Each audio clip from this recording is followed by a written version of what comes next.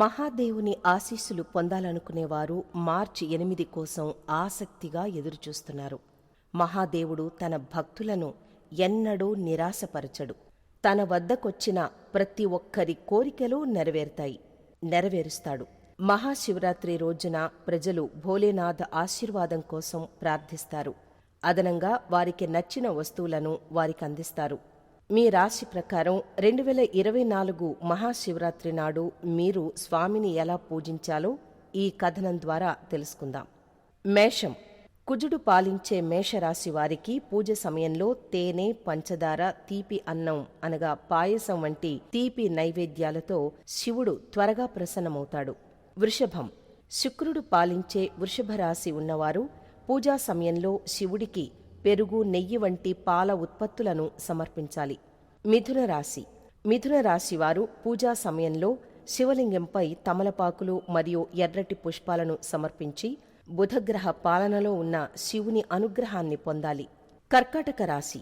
చంద్రుడు కర్కాటక రాశిని పరిపాలిస్తాడు కాబట్టి శివునికి పాలు నైవేద్యంగా సమర్పించడం వల్ల ఆయన అనుగ్రహాన్ని పొందవచ్చు. సింహం. సూర్యునిచే పాలించబడే సింహరాశివారు శివుణ్ణి ప్రసన్నం చేసుకునేందుకు అలాగే ఆయన అనుగ్రహాన్ని పొందేందుకు పూజ సమయంలో తేనె మరియు బెల్లం సమర్పించాలి. కన్య. బుధగ్రహం ఆధీనంలో ఉన్న కన్యారాశివారు తమ జీవితంలోని ఆటంకాలను తొలగించుకునేందుకు శివునికి అభిషేకం చేయాలి. తులారాశి. తులారాశివారు శివునికి పాలు, పెరుగు, తేనె, దేశీ నెయ్యి మిశ్రమంతో అభిషేకం చేసి చెరకు రసాన్ని నైవేద్యంగా సమర్పించాలి. వృశ్చికం. ఈ రాశివారు యోధుల రాశివారు. వీరు శివుని సంపూర్ణ ఆశీర్వాదం కోసం పూజ సమయంలో ఎర్రని పుష్పాలను శివయ్యకు సమర్పించాలి. ధనుస్సు రాశి. బృహస్పతి పాలించే రాశి ధనుస్సు రాశి. శివుణ్ణి ప్రసన్నం చేసుకునేందుకు ఈ రాశివారు ప్రధానంగా దేశీ నెయ్యి, గంధం మరియు పసుపు రంగు దుస్తులు, పువ్వులను పరమేశ్వరునికి సమర్పించాలి. మకరం. శనిగ్రహం పాలించే మకర రాశివారు విజయాన్ని పొందేందుకు శివునికి ఆవాల నూనె, నువ్వులను సమర్పించాలి.